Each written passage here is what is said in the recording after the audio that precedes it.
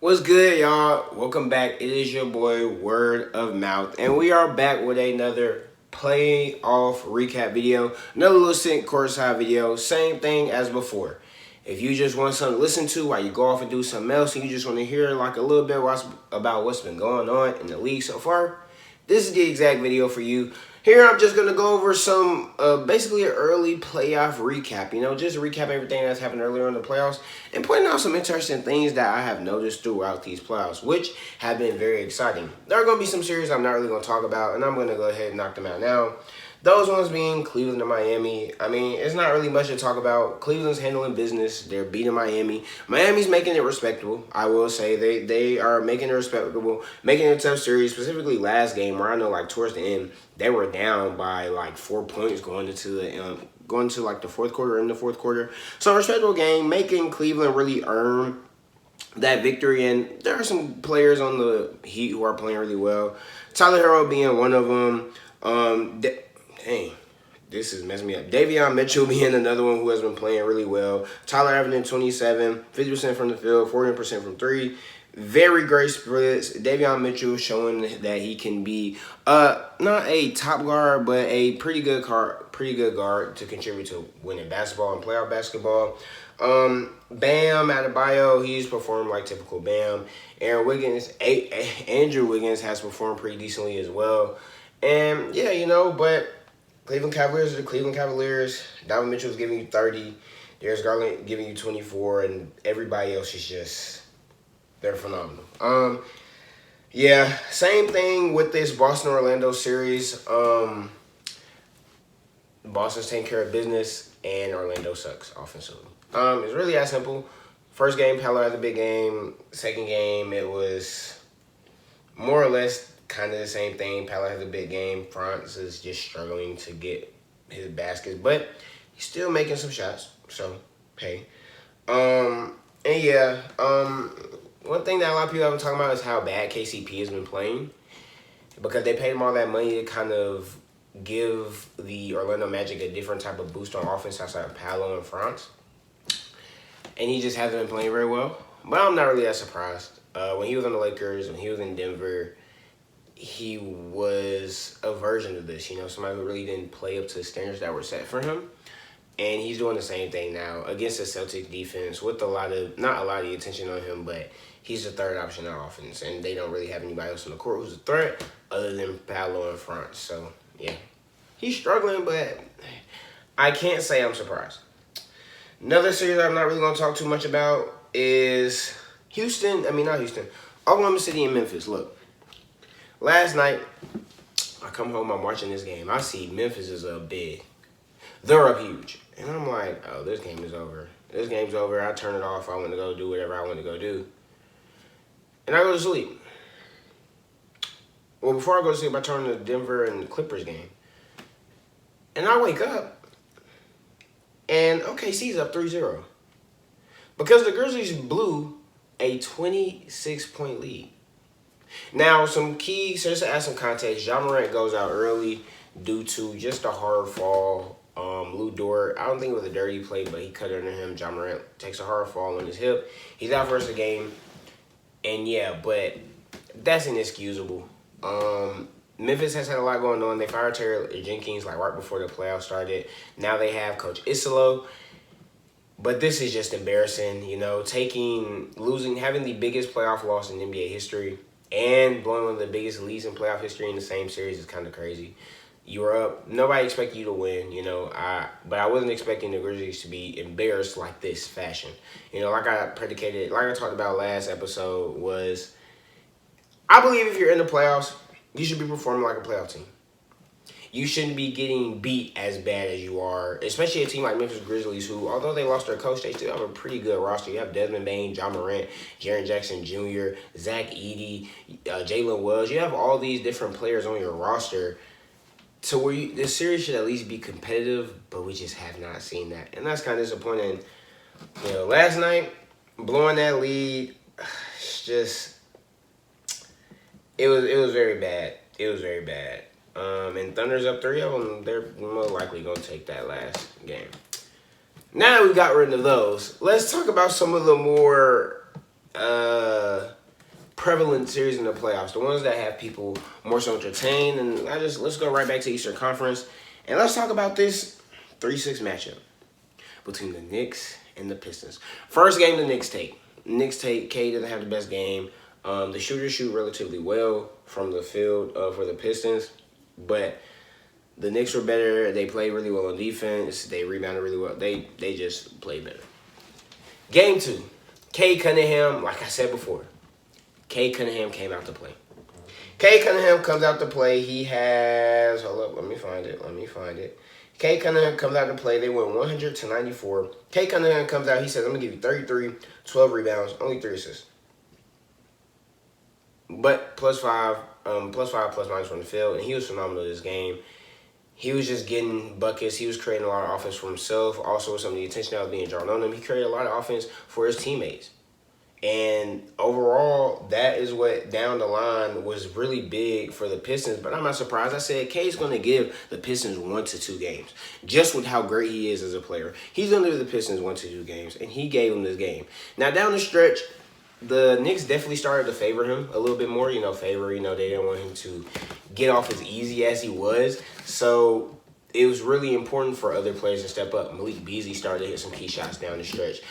Dennis Schroeder had that really big 3 down the stretch. They started to play really good on defense. They just really locked in overall, and that was really key down the stretch as Cade Cunningham kind of started to cool off after he was unstoppable in that first half. Now for the Knicks, the biggest thing I would say, honestly, is I'm not really mad at the free throw discrepancy, but you get dominated on the offensive side of the ball. I mean, on the boards. You get dominated on the boards. You turn the ball over 14 times, but the main thing is you get dominated on the boards and you win the turnover battle and you still lose.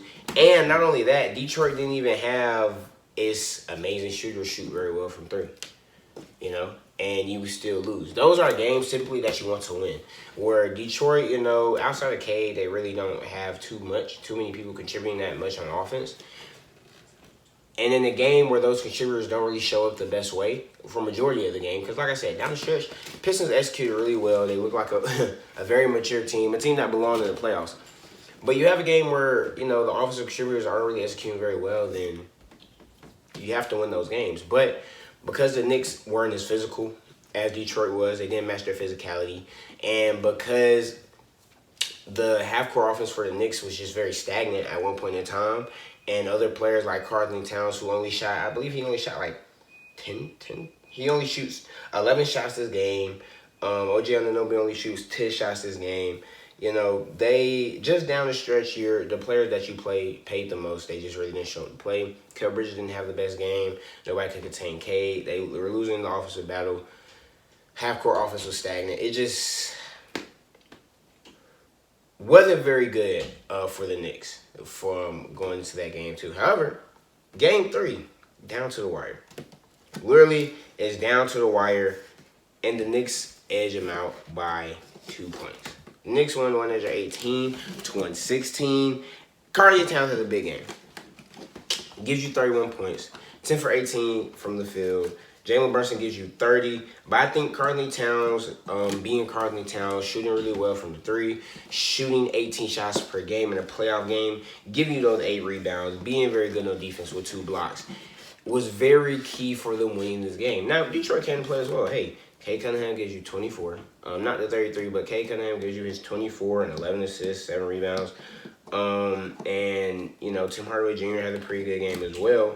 Dennis Schroeder has a good game off the bench. Malik Beasley, once again, struggles behind the arc as he has been so far this series. But they were up for, a decent amount of the game. But down the stretch, the Knicks, they take it away from them. Not a decent amount of the game. The Knicks were up at first, and then Detroit, they kind of made more of a push back in the second half. It got a little gritty at one point in time. But down the line, the Knicks executed. And I think that speaks more so to the Knicks' experience. The Knicks they looked more physical. They came ready to play. Their stars came ready to play. They weren't shying away from physicality, from any type of contact. It even shows when you look at the rebounding battle. I mean, look, they won this game from the rebounding perspective 43-40,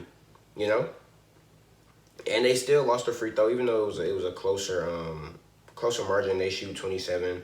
Detroit shoots 27. The Knicks shoot 29, so they won. But I was misreading it. So Detroit won the free throw battle. Detroit won the rebound battle. The Knicks lost the rebound battle. But it was only about 3 rebounds. It wasn't as big of a discrepancy as the game before. You know, you just play better, execute as a team, and just kind of show folks why, you know, people pick you to win this team, because you're a veteran team. Your stars come out to play, and it was very key to take a game back on their home court as they did on your home court. So this has been a very good series. Glad they edged it out towards the end. And yeah, hopefully my main thing for the Knicks is just keep on being physical. Match Detroit's physicality. You can match them talent-wise, of course, but match their physicality. And you have to get creative on offense. Let's see. So next one is, let's go ahead and knock the East out. Indiana, Milwaukee. Milwaukee sucks. Doc Rivers has showed you why he's Doc Rivers. In the playoffs, Doc Rivers is just haven't really performed. His teams don't typically perform very well in the playoffs, and it showed why kind of throughout the series, especially in Game 2 with Dame coming back. You play Damian Lillard all these minutes. You have Brook Lopez on the floor for way too long. Your team doesn't really look like they're playing very well. They don't really look like very engaged in the game at this point. You're not really making too many adjustments. Doc Rivers asking, you lose. You lose Game 2 in a very similar fashion as the Game 1. You got Tyrese Halliburton talking mess. You got Pascal Siakam doing his thing.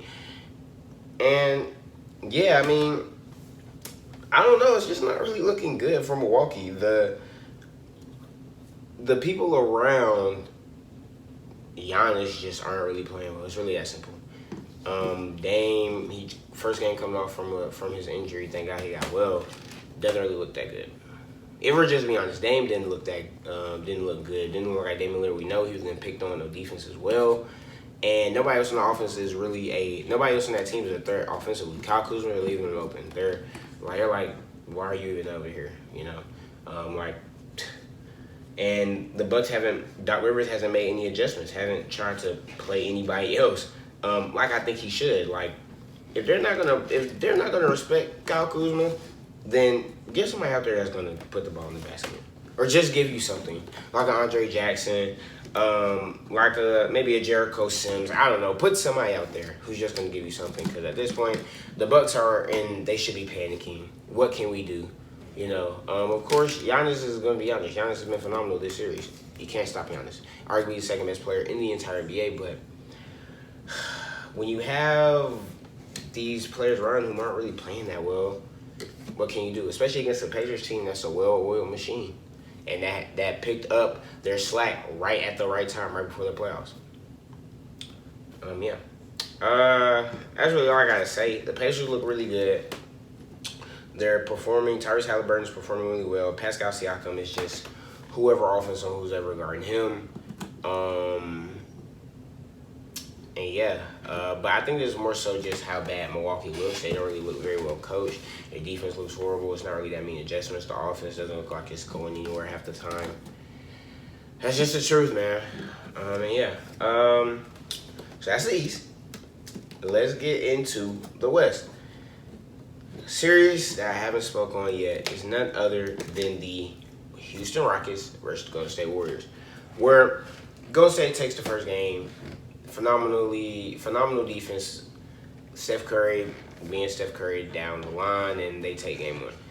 Game 2 comes, and the Rockets take it. Jalen Green performs much better. You know, Game 1, it seemed like he was kind of frustrated. He's trying to get downhill, but you got these big bodies down here in the lane, and he can't really finish over them. He's struggling to put the ball in the basket. Same with Fred VanVleet down the stretch. He was struggling to score. Everybody on that team, except for Alperen Sengun, just struggling to score. Then you come out in Game 2, and you win, which is very important.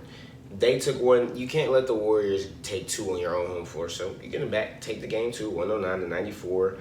Good little margin of victory. Your players play phenomenally. Steph Curry doesn't have his explosive game. He only puts up 20.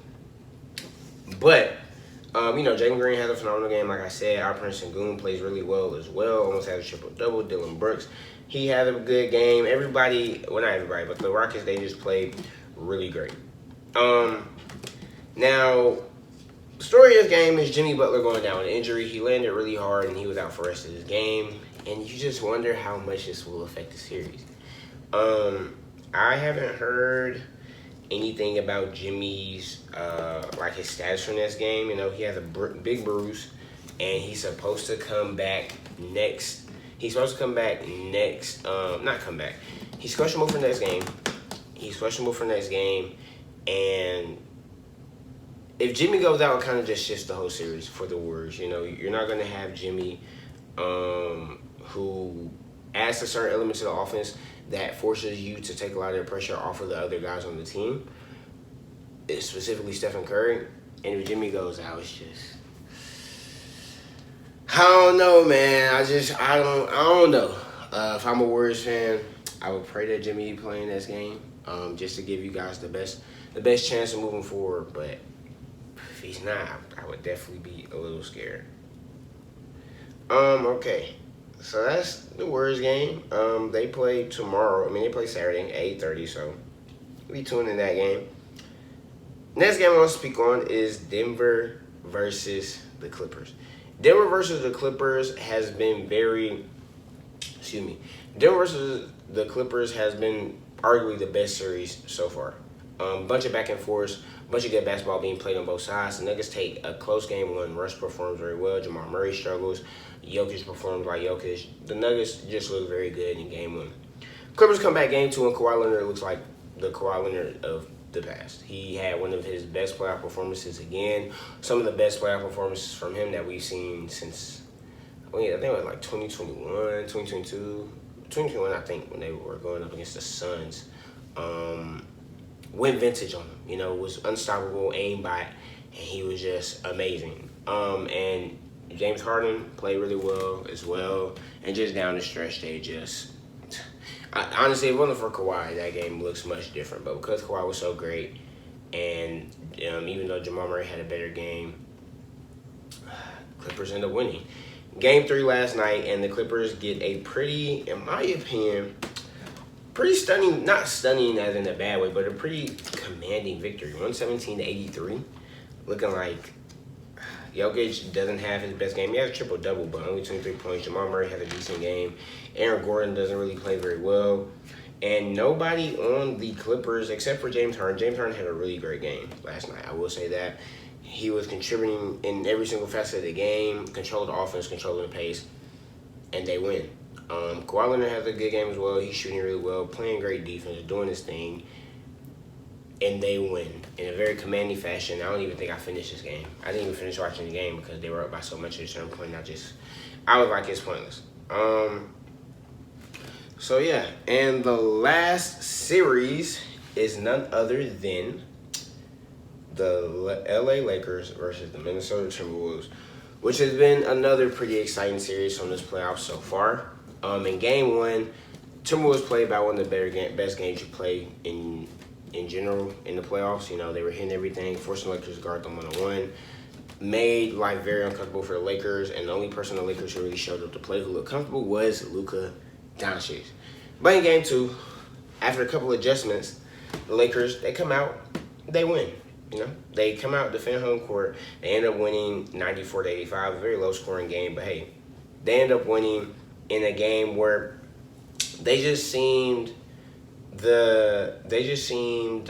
very cohesive. This team wasn't so focused on trying to expose matchups, trying to get Luka to do what he has to do. They played more of a team style type of basketball, moving the ball around, getting a lot of people involved, a lot of actions. And offensively, Minnesota just didn't look not very well, but they didn't look as good as they looked in game one. Still, you know, Anthony Edwards does pretty decent. Rudy Gobert actually looked pretty decent, especially when guarding Luka. Excuse me, but LA takes it. And yeah. That's all I have though, honestly, for this video. Playoffs have been really exciting so far. Every single one of these matchups, they've been really good, especially as a fan of the NBA. I've really enjoyed this first round. There's a lot of storylines, a bunch of different things coming out of it. But if you disagree with anything I have said in this video, let me know. Let me know down below in the comments. Make sure you like the video if you enjoyed, and subscribe to the channel as well. I promise you're going to enjoy the rest of these videos. But But that's all I got. Until next time.